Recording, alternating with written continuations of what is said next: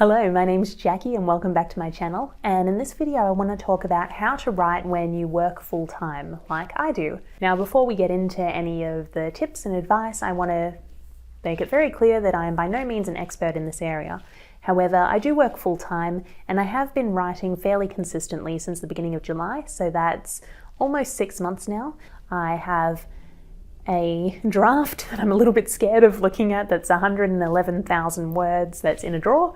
I am also at about 60,000 words of my current work in progress. So even though I haven't been doing this that long, I have learned a few things that will hopefully help you if you're also working full-time and would like to get into writing but are struggling to find the time or to figure out how to make it work. So one of the big challenges I had when getting back into writing was that I thought that it was impossible when I had a full-time job. I really thought that I would need to take 6 months or a year off and just travel and write and get my inspiration back and find a state of flow. And while that would be lovely, and I still have plans to do that at some point in the future, I also recognize that most of the people who are out there writing books are not doing it full time. Many of them are doing it on the side of a full-time job. So learning how to write while I have a full-time job is going to be valuable even as I grow as a writer and hopefully get published, because I will probably still need to continue using that skill in the future.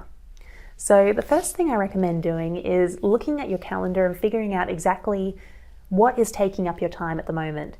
So for me, for example, I know that I work from 8:30 to about 5 or 5:30, and I know that the trip to and from work is between 20 minutes and half an hour, depending on whether I walk or get the bus. So that means from 8 a.m. until 5:30, 6 p.m. every day of the week is not writing time. I know that I go to the gym 5 times a week, so that's 3 lunch times during the week, and on Saturday and Sunday mornings. So Saturday and Sunday mornings are out, that's gym time. 3 lunch times during the week are also out because it's gym time. After work, earlier in the year, I was doing Estonian classes because I live in Estonia. That was 2.5 hours every Tuesday and Thursday, so that's another 5 hours of the week that I don't have for writing.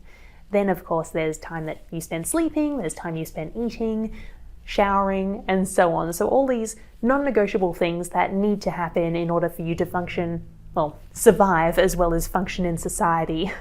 By mapping this out, you can see what your current commitments are and how much time you do actually have for writing.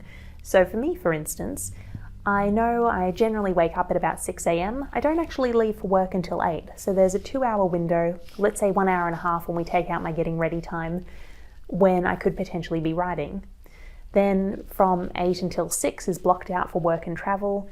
After 6, most days, that is also time that I could be writing. I find being aware of that is helpful because it means you know you don't actually need to be writing full-time in order to get quite a few hours in. One of the things I will say is that when you are mapping out your time, I'd use the worst case scenario rather than the best case scenario for your commitments. So for me, I mentioned that it can be 20 to 30 minutes for me to get to work.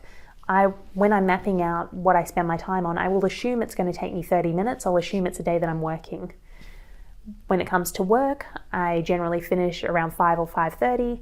I'm going to assume that I'm finishing at 5:30. That way, if I happen to get the bus and I have an extra 10 minutes in my day, or if it's a fairly easy day at work and I'm able to leave at 5 on the dot, then that's just bonus time, but it's not something that I'm working into my writing schedule. Once you know how much time you have, the next thing I'd consider is what are you going to say no to? So I'm one of these people who doesn't like to let anyone down. I try to say yes to everything. I have a lot of different interests and I want to try a lot of different things. The problem is that no one person is capable of doing everything, at least not at once. So when I made a commitment to getting back into writing earlier this year, I realized there were some things that I wasn't going to be able to do anymore, because if I was doing them, I wouldn't have any time or space left for writing. So one of these things was actually my business. Until September of this year, I had been running a business for over 6 years called Grammar Factory that turned entrepreneurs into authors. And even though it was at the stage where I didn't need to manage it full-time, I moved from doing it full-time to having a job again, so it had a very minimal impact on my time.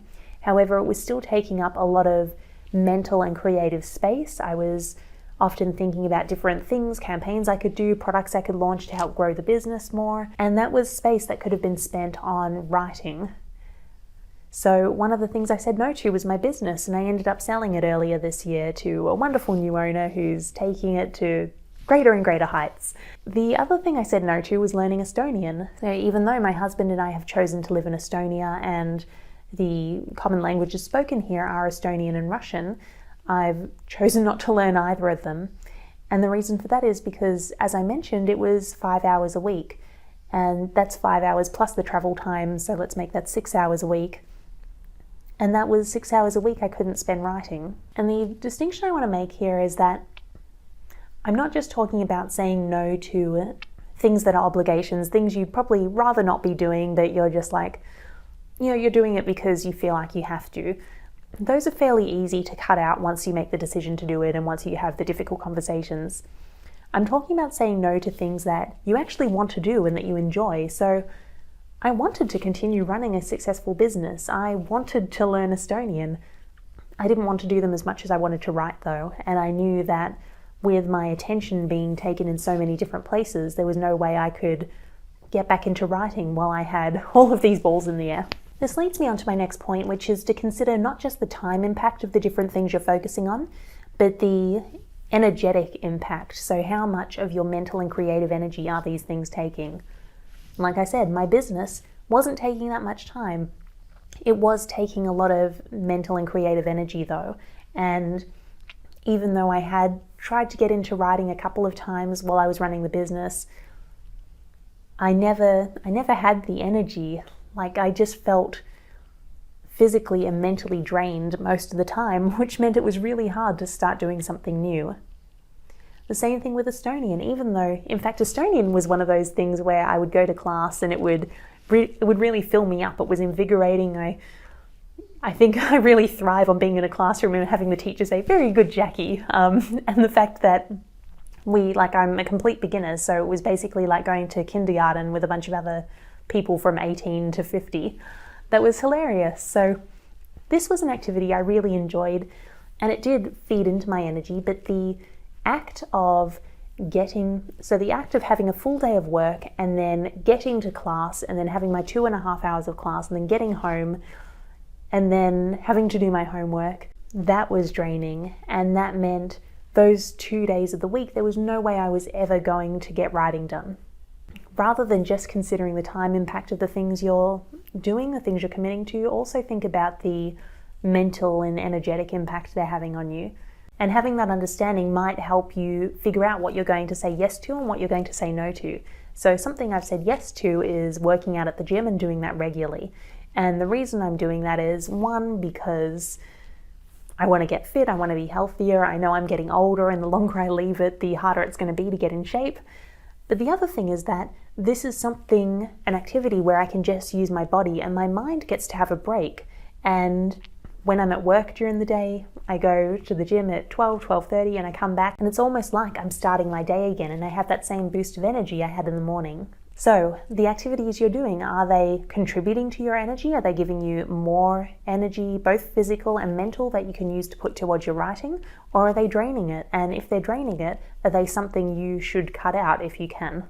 The next thing I'd think about is your writing routine. So I don't know how you work as a writer, but when it comes to me, I'm very good at doing these concentrated pushes of work. So when I was running my business and I wrote a non-fiction book called Book Blueprint, I did the first draft in 3 days. Now, admittedly, I did have a very detailed plan. I had a 10,000 word outline before I sat down to start writing, and the finished book was only 40,000 words. So 25% of it was already done before I started to write.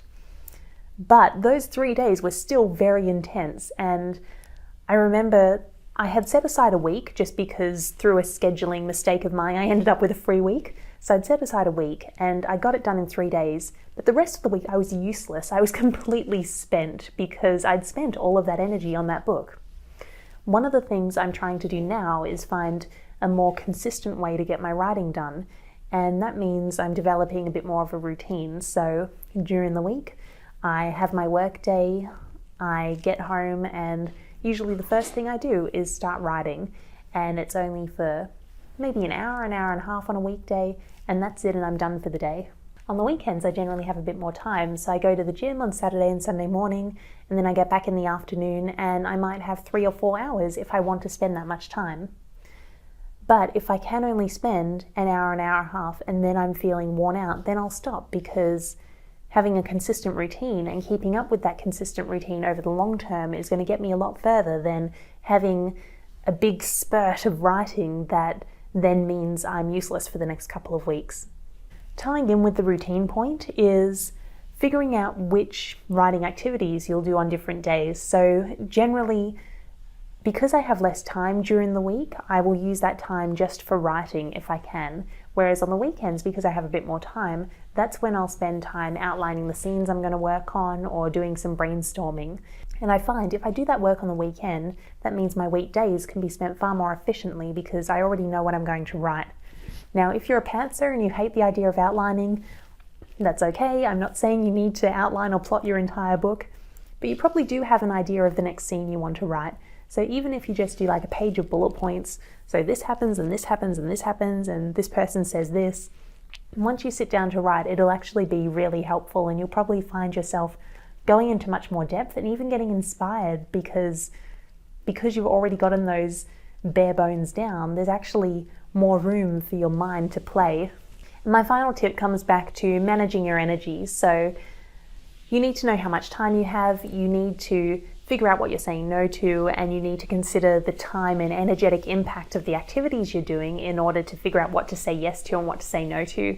You need to have a routine so you can build a consistent habit, and you need to be sensible with that routine. This is an extension of that. So I have had issues with fatigue for years, and I'm in a pretty good place now. In fact, earlier this year, I think it was making the decision to let go of my business that turned things around for me, because I'd been basically exhausted since early 2015 until early 2019. And one of the things I know because of that is that I need to manage my energy very carefully. And if I do those huge writing days, then not only am I too exhausted to write over the coming days, but I'll be useless at work as well. Like, I'll have those days where I'm sitting at my screen and I cannot actually, someone will send me a message and I cannot formulate a response to it because my brain has nothing left. Now, you might not be in the exact same position. However, the truth is that we do all have finite supplies of energy and time, so we should use them wisely. So when it comes to committing to your routine, make sure it's something that can realistically work with your existing commitments, because when it comes to what you're saying yes and no to, you probably can't say no to your job, or no to eating, or no to showering, or any of those things, or no to sleeping, and any of those things that do take up time. Yet it's unrealistic to expect that every hour that isn't taken up by those activities will be a writing hour. So yes, I do write 6 days a week. However, I'm not writing for every available hour during those days. I'm also usually having a bath on the weekdays because that's something that really revives me. I'm usually also reading a book or watching other channels on YouTube, because these, again, are things that restock that energy I've just spent. So when it comes to the routine, just make sure it's something that's realistic for you and that's going to manage your energy well. All in all, slow and steady wins the race. So at the time of filming this video, I'm 33 years old, and one of the things I wish is that I hadn't stopped writing when I left university, and that I hadn't gotten so sucked up in trying to succeed in work and business that I just let this part of me go. Because even if I'd just been writing for half an hour a day, 45 minutes a day, 5 or 6 days a week, I would be so much further along than where I am now. And if I'd understood that having a consistent routine is far better than trying to push out a book in a week, then maybe that would have been an option for me. Having said that, there is that old Chinese proverb that says, the best time to plant a tree was 20 years ago and the second best time is today. So I am planting my tree today and working towards becoming a successful fiction author. Now I'd like to hand it over to you. Are you writing on the side of a full-time job? And if so, please let me know in the comments below what helps you get your writing done and how do you take care of yourself while taking care of your writing. If you like this video, please remember to like and subscribe because it really helps me out, and I will see you next time. Bye.